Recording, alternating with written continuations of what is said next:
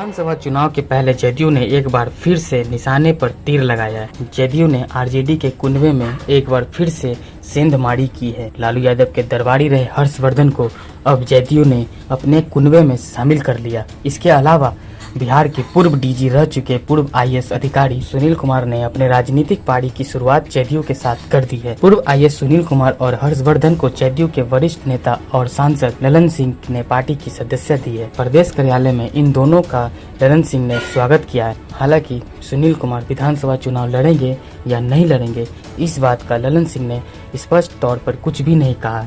ललन सिंह ने यह भी कहा कि चुनाव कौन लड़ेगा या नहीं लड़ेगा, इसका फैसला पार्टी करती है।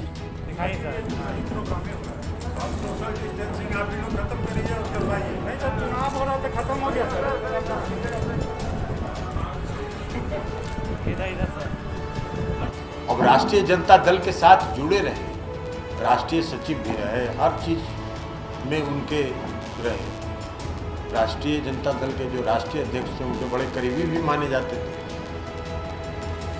अब क्या कारण है भाई, मोह भंग हो गया, इन्होंने खुद बताया। अब उस पर हम तो दोहराना नहीं चाहते, हम तो बहुत 96 से देख रहे हैं और 96 से हम संघर्ष कर रहे हैं, लड़ रहे हैं। लेकिन एक बात तो जरूर है कि जो राष्ट्रीय जनता दल की पार्टी है वो एक समाज सेवा की पार्टी नहीं है। वह जो धन अर्जन करने का जो जरिया होता है वो धन अर्जन करने का जरिया है।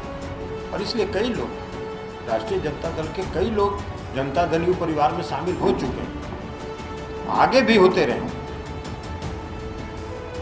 तो इसलिए आज हर्षवर्धन सिंह जी ने भी इस परिवार में शामिल होने का फैसला किया और मन से फैसला किया, और इन्होंने आप सबों के सामने इस पार्टी को मजबूत करने का जो इनका संकल्प है उसको इन्होंने दोहराया।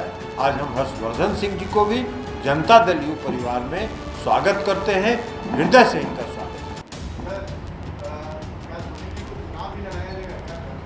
ये तो पार्टी ने तय करती है कि हम ही तय करेंगे और आप तय करिएगा।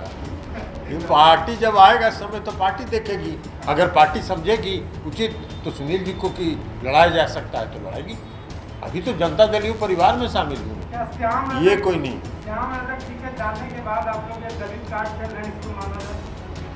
ये सब गलत फहमी में आप हैं। दलित कार्ड खेलने का सुनील जी का पहचान दलित कार्ड है। सुनील जी की पहचान एक सक्षम अधिकारी के रूप में बिहार में है। उसको आप डाउनग्रेड मत करिए। और नीतीश कुमार जी को कोई कार्ड खेलने की जरूरत है जी। बिहार में दलित वर्ग के उत्थान के लिए जो उनका नारा था, न्याय के साथ विकास, न्याय के साथ विकास का क्या अर्थ है? कई बार उन्होंने सभाओं में कहा, न्याय के साथ विकास का अर्थ था कि समाज के हर तबके के साथ न्याय और उनका विकास, और समाज के वैसे तबके जो सबसे निचले पायदान पर हैं उनके लिए विशेष प्रयास करके उनको समाज के मुख्य धारा में लाने का प्रयास, ये था न्याय के साथ विकास। बिहार में जब नीतीश कुमार जी मुख्यमंत्री बने 2005 में, तो पहला फैसला उन्होंने किया कि पंचायती राज व्यवस्था में आरक्षण देने का काम किया। आज लाखों की संख्या में दलित वर्ग के लोग विभिन्न पंचायती राज व्यवस्था में विभिन्न पदों पर हैं। मुखिया हैं, वार्ड मेंबर हैं, प्रमुख हैं, जिला परिषद के अध्यक्ष हैं, जिला परिषद के सदस्य हैं, मेयर हैं, डिप्टी मेयर हैं, लाखों की संख्या में। इसके पहले भी 15 साल का शासन था। आप जिनकी बात कर रहे हैं और जो वहां गए, हम किसी व्यक्ति पर कोई कमेंट नहीं करते, वो वहां गए, क्या किया था उन्होंने? पंचायती राज का चुनाव हुआ था क्या उनके साथ? पूरी चुनाव व्यवस्था को उन्होंने बंद कर दिया था, चुनाव ही नहीं हुआ था पंचायत का, और एगो केस करके सुप्रीम कोर्ट में उन्होंने लटका के छोड़ दिया था। नीतीश कुमार जी ने उस केस को वापस लिया, नया कानून बनाया आरक्षण का, और वह कानून हाई कोर्ट और सुप्रीम कोर्ट दोनों से एफर्म हुआ और बिहार में चुनाव हुआ और लाखों दलित वर्ग के लोग। बिहार देश का कौन सा ऐसा राज्य है, देश में कौन सा ऐसा राज्य है जहां न्यायिक सेवा में आरक्षण प्राप्त?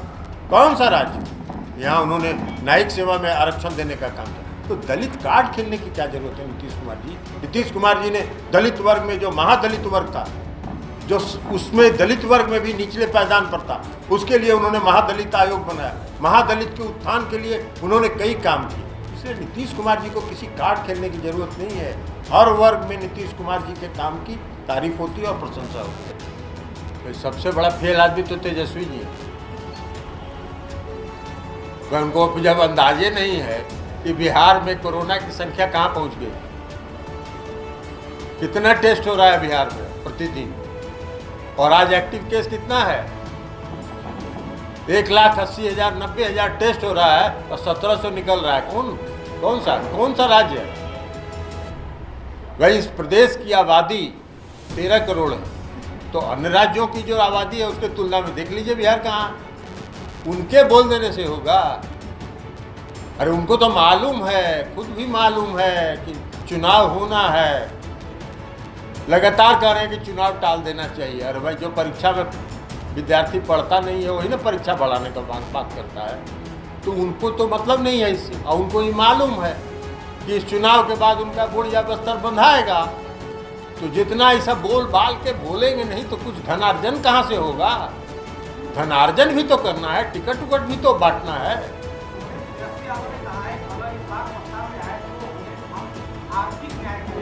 अरे उनको सत्ता में आने का मुंगेरी लाल का हसीन सपना है, वो देखते रहे। मुंगेरी लाल का हसीन सपना देखने में कोई दिक्कत किसी को नहीं है, सबको आ जाती है।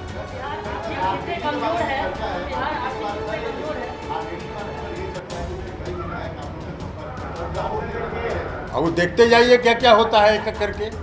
अभी अब एक के बार आपको बता दें टीवी चलाने के लिए अभी जरूर बचा हुआ है। अभी देखते जाइए क्या क्या होगा आगे आगे।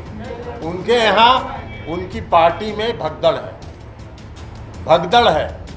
हम बस एक लाइन में कहेंगे कि उनकी पार्टी में भगदड़ है। अब क्यों में तो आपको पहले बता देंगे, हम समय समय पर बताएंगे। लालू यादव के काल को जंगल राज कहा जाता है। आप उस दौरान पटना के एसपी होते थे। आपके ऊपर सीबीआई ने कहा कि आप लालू यादव के कारों पर काम करते थे। क्या आप मानते हैं लालू यादव का काल जंगल राज था? मैंने उस दौरान भी माइक लेकर बोल दीजिए सर। माइक मैं कहना चाहूँगा कि एज ए पुलिस ऑफिसर एक सीमा होती है गवर्नमेंट सर्वेंट की, जिसके दायरे में वो रह के काम करता है। उसका सर्विस कंडीशन है, is not a political figure. और उस दौरान जो भी विधि सम्मत कार्रवाई की रूल ऑफ लॉ था वो हमने किया। और आज तक किसी कोर्ट जो है सबसे सुप्रीम है, और किसी कोर्ट ने आज तक मेरे कार्रवाई पर कुछ निश्चित क्या आप मानते हैं कि उस समय धन्यवाद। चलिए आइए।